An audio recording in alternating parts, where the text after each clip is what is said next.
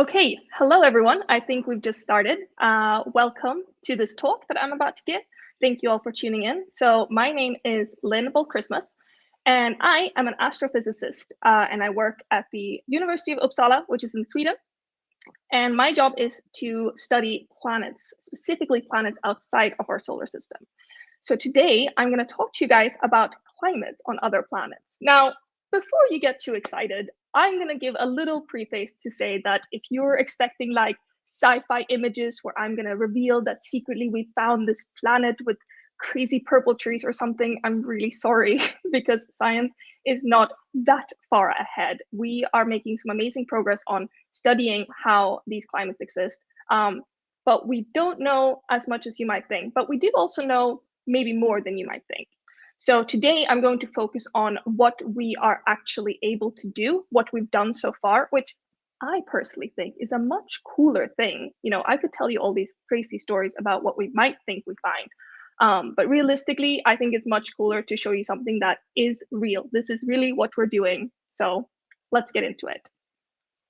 So my research is specifically on planets and exoplanets. I'll get to exoplanets later. And let's start really at step zero. What even are planets? You've maybe heard of planets. They are the big things in space. If you don't know what planets are, then you're going to be in for a very rocky ride because there's a lot more to learn about it. So planets are, let's just be very simple about it. They are just the names for the larger bodies that are in orbit around our sun, which our sun, the star. And the reason I say larger bodies is because there's actually a lot of things that are in orbit around the sun. There's all these little asteroids and all of these different things. So the planets are just the largest ones that we have. And they're mostly made out of either stones like rocky surfaces, or they might be made out of gas. But the thing that I think is so cool about planets is that you do have a huge amount of variation in what planets can be made out of. Because if you look at these little asteroids, you know, they're mostly like inert rocks, ice, dust, stuff like that. And then on the other side of the spectrum, you have huge things like stars. But the thing is that stars, you know, they are relatively predictable. I'm not going to say boring, but we kind of know a lot about them because we know the mechanisms that drive them. We can say, you know, this star, it has a certain temperature and a certain age and stuff like that. And then we're able to draw some conclusions from that to be able to say something about what this star is like and how it works and stuff like that. But with planets, you can't really say that. There's not like one rule that says, oh, here is a kind of planet. That means it must be this old or have this kind of temperature, stuff like that. They are a lot more unpredictable in that sense because you can have rocky planets, gassy planets, you can have a combination, and there's a lot of things that are going on under the surface, literally and metaphorically. So if we look at the inner planets, these are the sort of terrestrial planets, the rocky planets in our solar system. And then you have the outer planets, which are the gas giants. Now, they're kind of come in these different categories, and the inner planets have a lot in common with each other, and the outer planets have a lot in common with each other as well. So let's look into more detail about these planets. So the inner sort of rocky planets, the terrestrial planets, they have obviously a lot of differences between Mercury, Venus, Earth, and Mars. But they also have a lot in common. If you look at the kind of big picture, they all have a firm surface. They have a sort of crust with mantle, and we believe that they mostly have a sort of maybe molten lava type of core. And so even though they have so many differences in other ways, they're still really, if you zoom out, they're all sort of rocky terrestrial planets. And if you look at their atmospheres, this is really where the differences start to show. So if we look at Earth, I mean, this is a normal atmosphere. I'm sure there are aliens that don't think that our atmosphere is normal, but at least in what we know, we would consider Earth a normal atmosphere. Whereas Venus, even though they have so much in common with Earth, in many ways, Venus is a kind of sister twin planet to Earth. But Venus does not have the same atmosphere at all. Venus has an atmosphere that is thick and dense. It is over 400 degrees. It's filled with horrible, noxious things that we would not like to breathe. And the pressure is so high that standing on Venus is basically the same pressure as standing at the bottom of the ocean. So even though these planets have a lot in common, this does not mean that they have the same climate or the same atmosphere. And then you look at Mercury and Mars, they both have very thin atmospheres. They do not have the same kind of amount of atmosphere that Venus and Earth has. And Mercury, by the way, we've never even landed on Mercury. I think that's very cool. But what we do know about Mercury, we know because we have sent sort of satellites around it to study it. So if you look at these 4 inner planets that do have a lot in common in one way, they also have very different atmospheres. And their atmospheres also have a relatively wide range of different chemicals and gases. They have oxygen and nitrogen and carbon dioxide. So the composition of each of their atmospheres is not really the same. And this is very clear if you look at what is happening on the surface of Venus, Earth, and Mars. They are so similar in so many ways, but really, I think I know which one I would want to live out of these 3, and it's not Venus and it's not Mars. So there's a lot of changes that come just from looking at the atmosphere. If we then go to the other sort of set of siblings, the outer gas giants, this is Jupiter, Saturn, Uranus, and Neptune. And these planets are very distinctly different from the inner rocky planets in that they don't have that rocky, firm surface that you can stand on. You can't land on the gas giants in the same way that you can land on the inner rocky planets. These guys are just atmospheres kind of all the way down. We don't even really know exactly what is at the core, but we think that it's just sort of a crushed up, like you start to get sort of like a snowball. We don't know what's at the center actually. And they just have atmosphere. All of them have extremely cold atmospheres because they're so far out, and there's not really a surface that you can land on. Even actually Saturn. Saturn is so light that if you had a big bathtub to put it in, it would actually float. So these guys are not rocky planets at all. They would, the rocky inner planets would certainly sink. These guys are more like clouds. And they also have another difference to the rocky planets, that they have much less variation in the actual composition of these atmospheres, or their whatever you'd call it. These guys all have mostly hydrogen and helium, like 95, 98%. So they don't have the same sort of variation in the different chemicals that make them up compared to, say, the inner planets. And this does not mean that they are not interesting. They have so many beautiful clouds. These are pictures that we've taken from Jupiter, and they are so amazing. I just wanted to share them. These are not paintings, these are real pictures that we've taken. And you can see all the activity that is going on. Just because they have simpler things like hydrogen and helium does not mean that there's not interesting things going on. And we do think that there are sort of weather patterns that do emerge on these gas planets. You do have storms and maybe precipitation and stuff like that going on these gas giants. So if you look at our whole system as a whole, we look at the inner planets, we look at the outer planets, and all their similarities and differences, something that we can conclude is that there are clearly totally different atmospheres on all of the planets in our solar system. None of them are the same. There is no planet in our solar system where you could live on one of them and then be able to move to one of the other. Clearly, they are very different climates and different circumstances. And this is just our little solar system. So what about all the planets beyond our solar system? There are so many more planets.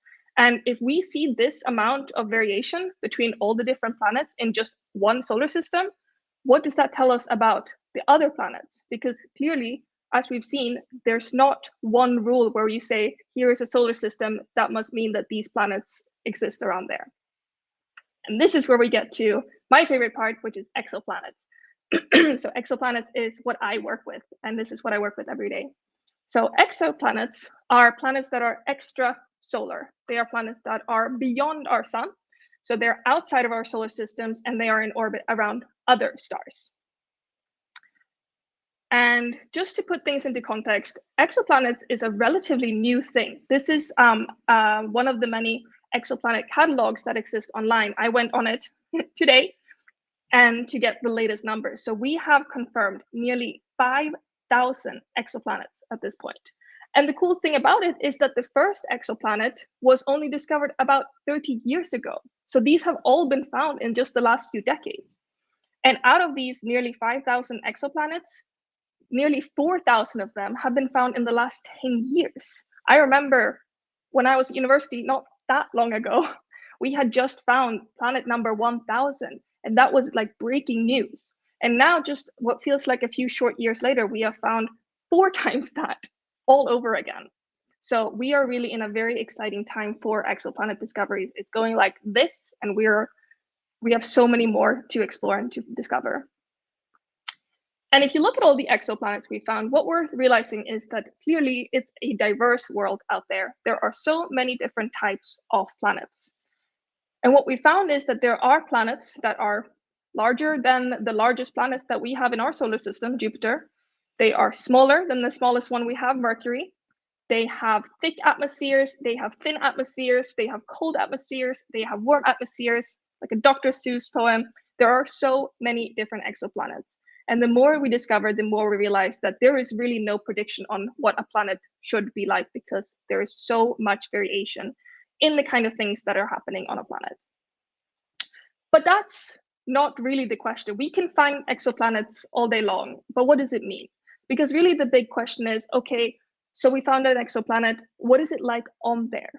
It's not just here are 5,000 or 5 million exoplanets, whatever, but we want to know what it's like to really be there. If you were born on this planet, let's say, or if you were to live there, what is it like to actually stand on the surface of a planet?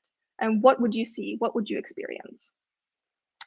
And so there are a couple of questions that we want to ask ourselves when we want to study what it might be like on an exoplanet. And this is now really where we're getting to the future tense of exoplanet science. We're not really there yet, but these are some of the questions that we're starting to ask ourselves.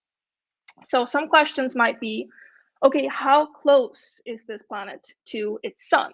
So if you imagine that the planet was really, really right up next to its own sun, then that would have an influence on the sort of temperature, right? And stars, as I mentioned, I said they're a little bit predictable, but they're not that predictable. They are also sort of alive in the sense where they do have activity going on. They're not just stationary balls of gas. They do have things like solar flares that they can release. They can be active in this sense and create solar storms. So if you have a planet that is very, very close to its host star, if it's a very active star, then that's probably going to impact how life is on that exoplanet, or what it's like on the surface. And then we have to ask, is there even an atmosphere at all to speak of in the first place? Because that's not guaranteed. Not every planet has an atmosphere. If you look at Mercury, for example, I mean, it has such a thin atmosphere, it's basically a non-existent. So it's not like there automatically is an atmosphere to study at all. And if there's no atmosphere, it's pretty boring, kind of like the moon. And then you want to ask, okay, so say that there is an atmosphere, what is the composition of that air on that planet? So on our planet, we have our air is made of things like nitrogen and oxygen and carbon dioxide, a bit of helium. And that chemical composition, that chemical makeup affects severely how our atmosphere behaves. And so if you have an atmosphere made of, I don't know, methane or chlorine or something like that, then that's going to have an impact on how that atmosphere behaves. And you want to ask things like, does it have pressure or temperature? Because that will also be impacted by what chemicals are in the atmosphere. So, I mentioned that on Venus, for example, you have this crazy high pressure and this crazy high temperature. And how an atmosphere behaves in terms of pressure and temperature will also have a huge impact. And then you can start asking interesting questions like, okay, does it have clouds? Does it have storms and weather, or like rain maybe even? And that again will depend on the chemical composition and the pressure and temperature and things like that, how clouds might erupt, or if you get like maybe a haze or a smoke or something like that. And when you think about rain on our Earth, that's because there's water in our clouds and they condense. So what if there's like molten iron or something that rains? That would be pretty unpleasant. And you want to ask as well, what about the day and night length? Because on Earth, the day and night length comes from how fast our Earth is spinning around its own axis. And the seasons come from how the Earth is tilted towards or away from the sun. And so how the planet is moving in comparison to the star is also making a difference, because if you have a planet that rotates very slowly, then you might end up with something where you have one permanent day side and one permanent night side instead of this sort of day-night cycles that we have on Earth. And that will have a big effect on climate as well, right? Because then if you have one side that's always hot and one side that's always cold, how does that interact with the atmosphere? What will happen at the sort of boundary? Things like that. And if we're really getting into, 2040s, what we might be thinking at, we want to also think about things like, what if there is a liquid ocean of some sort, water or otherwise? Because on our planet, our oceans has a huge impact on our atmosphere and our climate. And with climate change that's happening on Earth, you've got the ice caps that are melting, and they release gases into the atmospheres, which will then have a knock-on effect. So things like that. So maybe one day we'll also be looking at the sort of eco ? Systems that will be happening, if there's an interface between the sort of soil and ocean boundaries, between if there was an ocean and a surface on this planet, hypothetical planet. And let's not forget that one planet can have several different climates. It's not like you just find a planet and say, oh, this one has loads of volcanoes, or oh, this one has loads of ice. You can have a huge variation, even just on one planet. We have icebergs on Earth, we have beautiful tropical beaches, we have gorgeous lush forests, and we have empty deserts. Where I'm sat in Sweden right now, we're currently having a snowstorm, and I guess it's not likely that every single person watching this will also be having a snowstorm at the same time at their house. So weather and climate can change hugely depending on where you are and at what time on a planet. So it's not either just a case of finding a climate and saying, okay, this is the climate of this planet. And there's also this thing where climate is not permanent. It's not a permanent fixture. Our climate is changing, and our climate has changed many times before. So it's not a case of saying this planet has a nice climate forever. And what you're looking at here, this picture, is an artist's representation of what Mars could have looked like once upon a time, because there is reason to believe that there may have been liquid water, oceans maybe even, flowing on Mars at one point in time. But clearly that's not the case now anymore. So Mars did not become permanently with a habitable climate, did it? So there's also this idea that you might want to be looking at what a planet looks like in the future as well as in the past. So clearly there are some things that we need to figure out. If we want to learn about what is happening on a planet, what its climate is doing, there are two main things we need to look at. Number one, we want to look at how the planet travels around its host star. This is the stuff I mentioned about how close is it? Does it have seasons? Does it have day and night? Stuff like that. And secondly, we want to ask, what is the atmosphere made of chemically? Because once we know what kind of chemical species are in an atmosphere, then we can start thinking about what the pressure, temperature, clouds, all of that stuff that I mentioned. Fortunately, there is actually a method that can help us with both of these things. How gorgeous. We've got the transit method, which can help us both find exoplanets in the first place, study how they orbit around stars, and then study their atmospheres.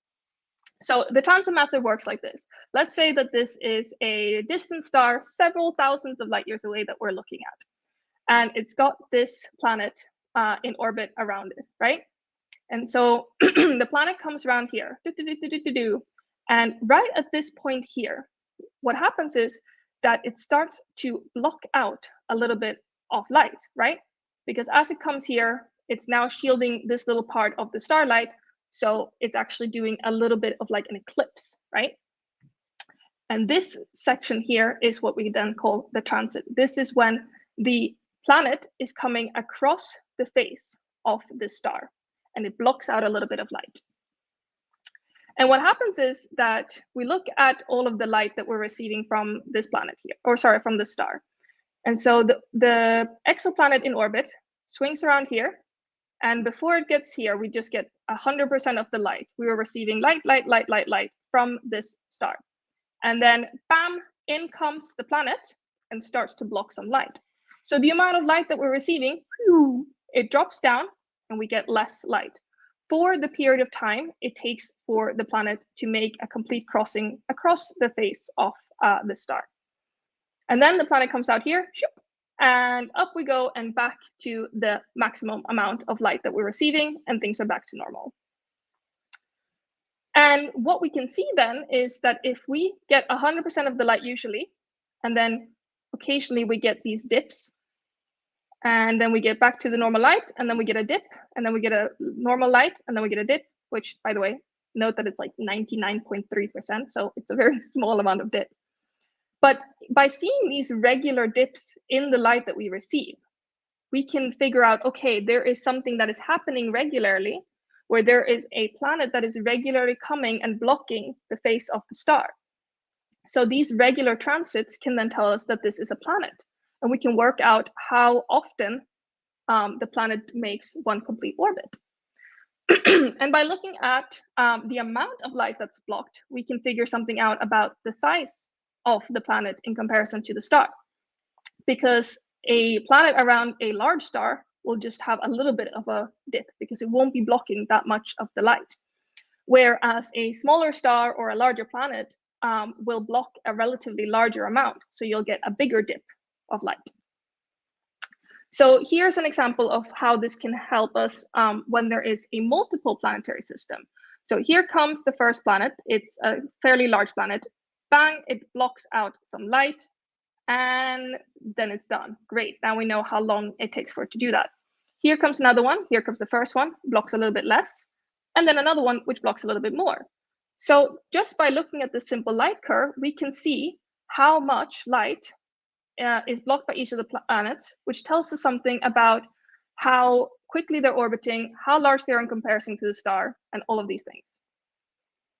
So great, now we know that. Now we know all the sort of orbital parameters that tells us about where the planet is in relation to its star. So now we want to move on to studying the atmospheres, right? And the transits can help us with this too. So if you think of, again, we have this host star with a planet orbiting around it, and here's the planet with a little bit of an atmosphere. So what happens is that you have light coming here that goes above and below the planet, because obviously the planet is relatively small, so there's not there is a lot of light that comes that isn't blocked by the planet. This is the normal starlight. It's not boring per se. It's useful for a lot of things, but in this case, it's just good old-fashioned regular starlight that we can receive even when we're not looking at a transit. Some of this light will be blocked simply because it will be hitting the planet and it won't reach us here on Earth with our fancy telescope. And this is the light blockage that gives us this transit dip that we looked at. Now, there is a small fraction of light that is neither above or below, nor is it blocked. It's in this perfect in-between where it goes through the atmosphere, right here. Now, of course, I've had to make this atmosphere hilariously enormous just to be able to show this, because this is just a tiny little bit of light that goes through this atmosphere. But it goes through it nonetheless. And this is why it's so special. Let's pretend that we're playing a game, right? And I have this big lamp, and I have these sort of plastic sheets, colored plastic sheets. And I'm going to put them in front of the light, and I'm going to turn on the lamp, which, because now the white light is going through this blue plastic sheet, it's shining a blue light, right? And then I ask you to look at the wall. You can't see me and my lamp. You can't see what sheet I'm holding up. You can only see this light that's on the wall. And then I ask you, what color sheet do you think I'm holding up? You're going to be able to guess pretty quickly that it's a blue sheet because there's blue light on the wall. And then I'm like, okay, well, what about now? And I change to a red light. And you're going to be like, this is the worst game ever. Of course, this is red. I can see the red light. It's going through the red sheet. Pretty straightforward. Now, this is kind of the logic that we're following here. And I'm giving a very broad analogy. There's a lot of asterisks to how this really works. But just to paint a very basic picture, this is kind of what happens, because the light goes through the planet, right? And in doing so, you can say it gets dyed. It has an imprint of this atmosphere and its unique composition onto this light. Because in the same way that the light that goes through the red or blue plastic sheet becomes a different color upon exiting it, the light that goes through the atmosphere becomes a different color in a sense. And what happens is that we take this light and we collect it in this mirror that we have inside of our telescope. And that gets reflected onto a grating, which is a thing that we use to split up light into all of its component colors. Because as you maybe know, white light is combined of all the different colors of the rainbow compiled into one ray. And so you are able to split that up. And if you do that, you're able to see all the different colors that make it up. And this light that's coming here, it's not exactly white. So it's not exactly every color. And what we do is that we measure how much of each color is in this light, because we know what effect different chemicals and atoms in an atmosphere have on this light. So we are able to then look at the total amount of light of each different color. And we might say, oh, there's a little bit less green light in this case. There's a little bit more blue. And maybe we know that helium takes away green light. So if we see less green light, we can say it must have passed through helium.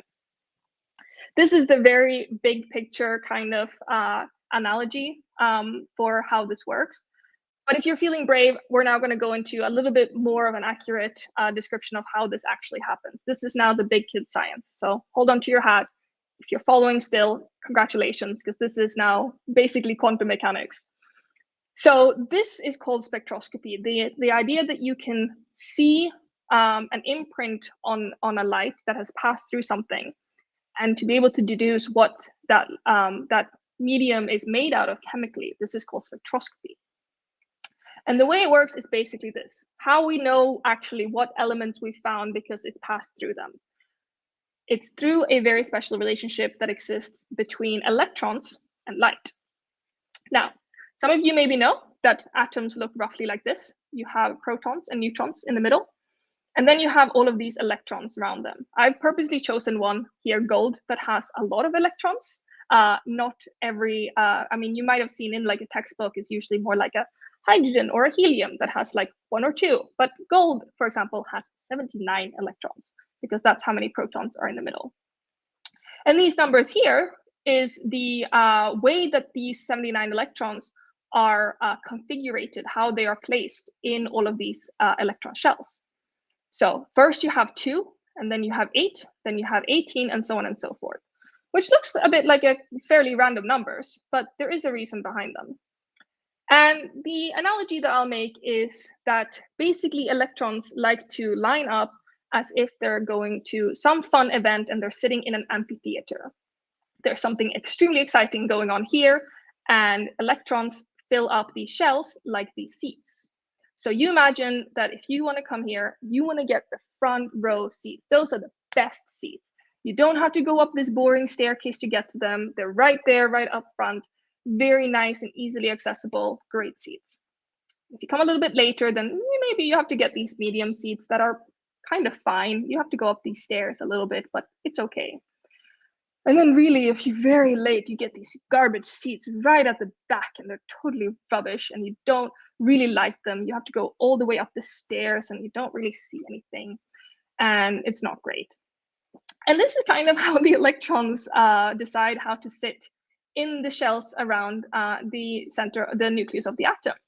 They start off at the inner seat. These 2 electrons have the best seats in the house. They love these seats.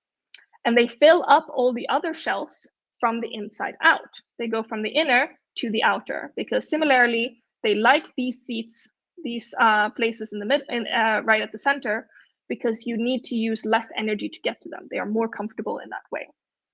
And so these are things that we call the shells, or the different levels where the electrons sit. So if we take then a slightly simpler atom than gold, we look at a lithium atom, which has 3 protons and 3 neutrons and 3 electrons around it. So these 2 electrons got lucky. They got the best seats in the house. And then this guy over here, not as good, but it's not that bad. Now, what's happening here is that we see the arrival of a little bit of light. This is a photon, 1 bit of light. And this bit of light has a certain amount of energy. with it. And that energy is what contributes its color, the wavelength of the light, right? So here it comes, and it strikes our atom. And what happens is that this electron here gets a little energy boost, and it gets to graduate to a higher level because now it has the energy to go to those higher states. It gets to go up the stairs. It has the energy to do that. So it's able to get to the higher level. And a very cute word, we say that the electron is excited. It is so excited to be at this higher energy level because it has more energy. Great times. Except this does not last very long. It lasts for less than fractions of a second. And the electron drops back down, and in doing so releases a photon with this amount of energy corresponding to the first wavelength that it had here. If you're following still, very good. This is now quantum mechanics, really, that we're talking about. So what does this mean? Well, the take-home message here is that every atom or molecule has this unique types of levels that the electrons can jump between. Here we see the lithium, and it only has these 3 electrons, but the gold one we saw had 79 different electrons. So obviously there were more sort of levels that the electrons can jump around with, right? And the thing is that this photon that arrives here, it has a certain amount of energy. And these jumps will only happen if the amount of energy received from the photon it swallowed corresponds to the amount of energy that is needed to jump up. If this photon did not have enough energy to get this electron to be excited, it wouldn't be excited. It would just go right through it.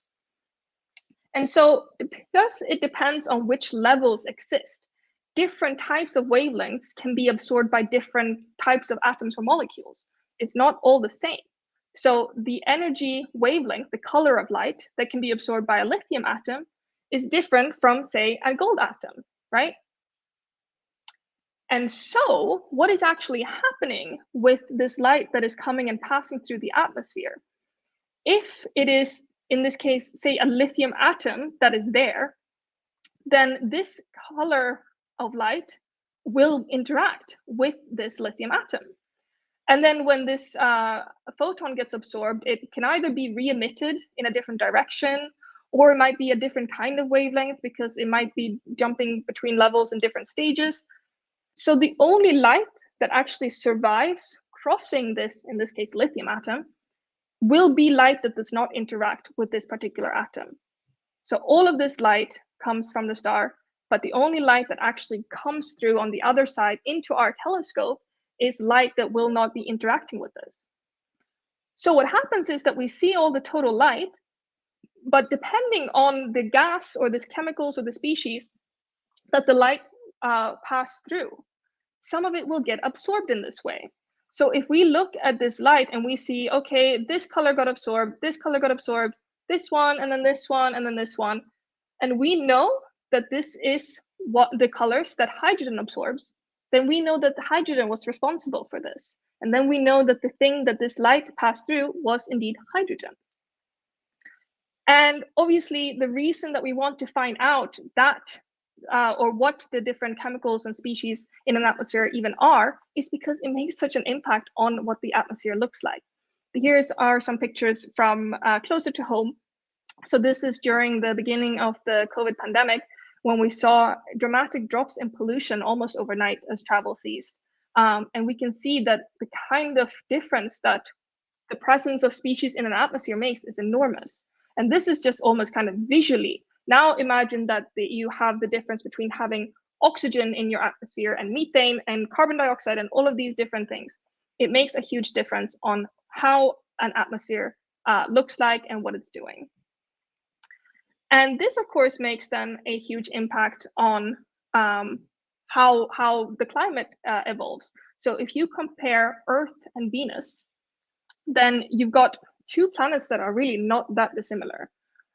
You've got this rocky crust that we talked about, and they're quite similar in size, quite similar in their distance from the sun, but wildly different climates. And it's ultimately down to what is in its atmosphere and how the light interacts with it. And so on Venus, we have this horrible greenhouse runaway effect that fortunately does not yet exist on Earth. And so in Venus's case, it's trapping the light that's coming from the sun. And that's why Venus has such a enormously hot atmosphere and such a hot climate. And we can figure out that these things are happening because we know what species are in its atmosphere. And now really, if we're thinking way into the future, because we know if we think way into the future about what could be happening on these different planets. So we know approximately what to expect from a so-called normal planet atmosphere. We know a lot of the processes that govern interactions in our atmosphere on Earth. We know that there is a relationship between the ocean and the soils and the rocks, and we know kind of what kind of species in a planet atmosphere are to be expected. And if you look at a planet closely and you see a species, a chemical, a gas that you don't really expect to be there, that's when things would get interesting. So if you say that you are an alien watching Earth and you are studying our atmosphere, then what you would notice, first you'd notice, okay, it's like 15 degrees, oxygen and nitrogen mostly, nothing too crazy there. But if you looked at our atmosphere, you would notice that there is one chemical that has a surprisingly high concentration, and that's methane. Methane, you would notice, as an alien observing our planet, does not really have a reason to be made or to exist in the quantities that it does. And as we talked about with the fact that climates can change too, there's some species that we could expect to be there, but then we would assume that they would disappear after some time. So an alien looking at us would say, okay, well, there's quite a lot of methane in this atmosphere. And what you would eventually maybe deduce is that there must be something creating the methane, maintaining the levels of methane that we see. And in the case of our Earth, it's us. It's us and all the cows and all of these things. They are producing methane as a bio effect of us being alive on our planet. So there are some sort of gases like this that we would call biosignatures, that if we were able to spot them on a distant planet, then we would be able to say, okay, something is probably making this. And that is the point where you would go from looking at astrochemistry, which is a very active and thriving field, to astrobiology, which is the more recent development, let's say. So fingers crossed that we start to find some interesting signatures. And that's everything from me. Thank you so much for listening. I'm open to take any questions.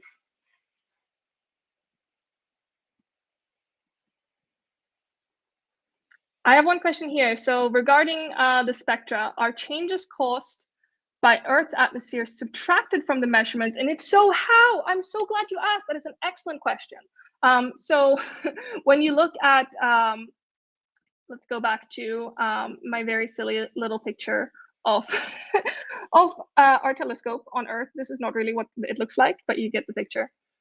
So if you imagine that Earth's atmosphere was kind of here, our Earth's atmosphere would be in the way between getting this light and getting light into this telescope, right?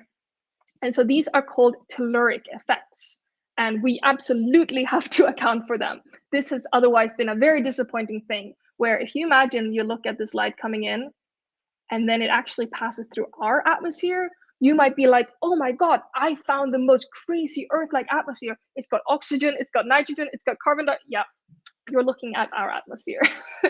So it is very, very important to look at those effects. And we do subtract them. That's exactly what we do. So we measure what our atmosphere is doing, even in real time, like what is it doing right now? And then we try to subtract them to account for this effect. So please remember, kids, to always subtract your tellurics.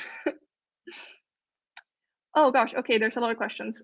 So let me try to go from the beginning. Who defines what are good and bad seeds? I guess this is in relation to the electron configuration thing.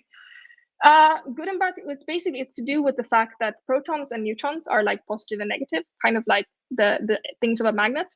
So protons and electrons like to be attracted to each other.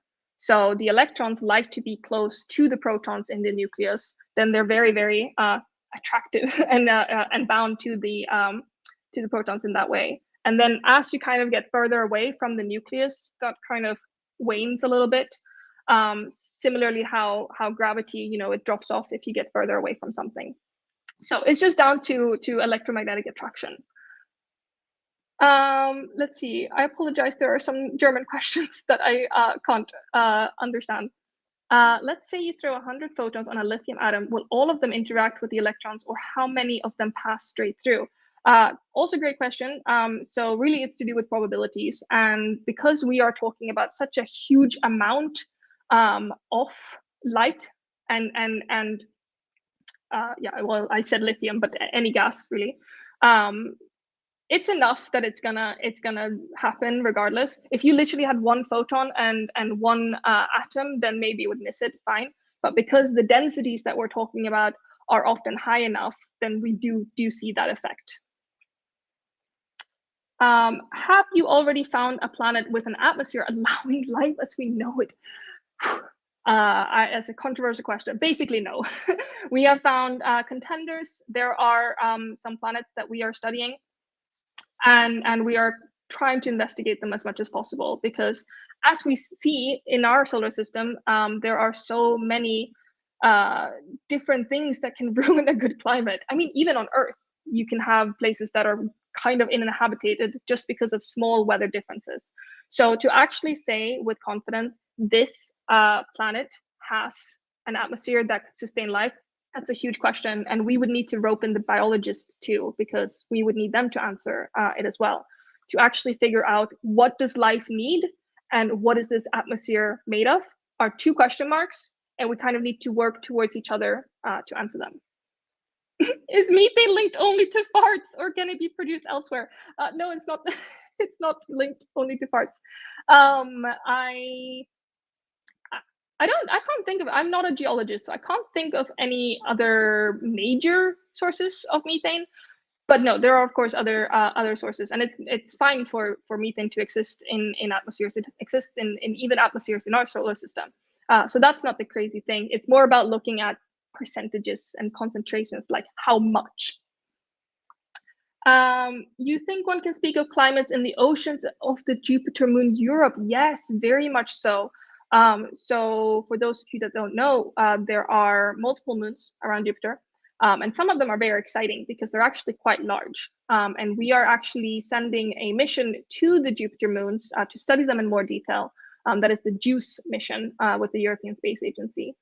And one of the reasons that we're going is to look at the climates. I don't think they have huge, well, I don't really know enough about their atmospheres because I don't really study solar system bodies. But yeah, the reason we're going is to investigate what's going on with them, because we haven't done it in so much detail yet. So we're very interested in what's happening on the Jupiter moons. I would hedge, if I was a betting woman, I would put my money on if there was anywhere in the solar system where interesting things was happening, I think we should check out Jupiter's moons, which is what we're doing. How many exoplanets have an atmosphere? Most. I don't have a good number for you, but a lot of the exoplanets that we find are more like Jupiter, Neptune style planets, where they're kind of all atmosphere. So certainly there are more than enough planets with atmospheres that it's worthwhile exploring. We have no shortage of atmospheres to investigate. Would it be possible to get a hint on the gold deposits of a planet by analysis of the atmosphere? Gold deposits, I guess we're talking about surface stuff and underground. So analysis of the, I can't think of a good, again, not a geologist, way to link the atmosphere composition to whether there was gold deposits under the surface. But looking at the surface of any body, exoplanet or not, is tricky because we kind of use this spectroscopy thing. We use that to look at gases and stuff. Looking at surfaces is harder. So it's quite challenging to do that.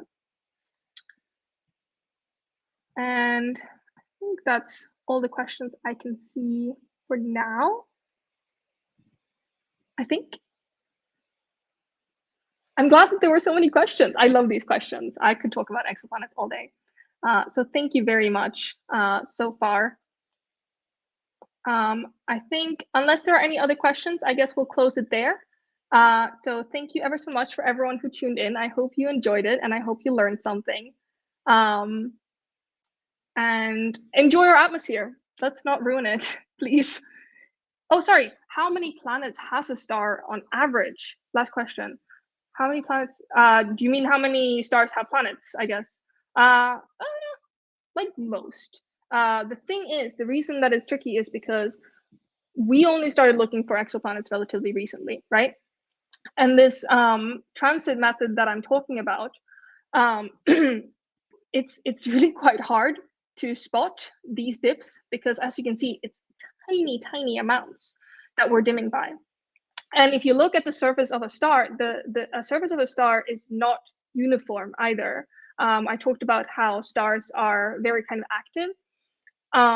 And so what can happen is that you get things like sunspots on the surface of a star. And they're like dark patches that arise sometimes on the surface of a star. So sometimes you can see a sunspot and be like, oh, look, there's this little round dimming across the surface of a sun. We found a planet. And of course, that's not the case. So actually, not just finding, but also confirming planets is very difficult to do. And the reason that it's, first of all, took us so long until we started discovering exoplanets, and also why it's now happening so fast, is because we've only just gotten to the point technologically where we're even able to do this. So the planets that we've found so far are all kind of in our solar system, more or less, and I would love for us to have infinite telescopes and infinite times and infinite resources to look at every star around us. But we're not there yet. There's only so much money to go around in the universe. So we have found a shocking amount of stars that do have planets. And that leads us to think that planets are very common around stars. But we don't know for sure that every star has a planet. Every star has a planet or not. Maybe there's a fluke that our region has more than other galaxies, who knows. But certainly it's very interesting that we found this much, and also interesting that we find so many systems. It's not like one star, one planet, one star, one planet, but there are many solar systems that we find that you have one star with multiple planets around it.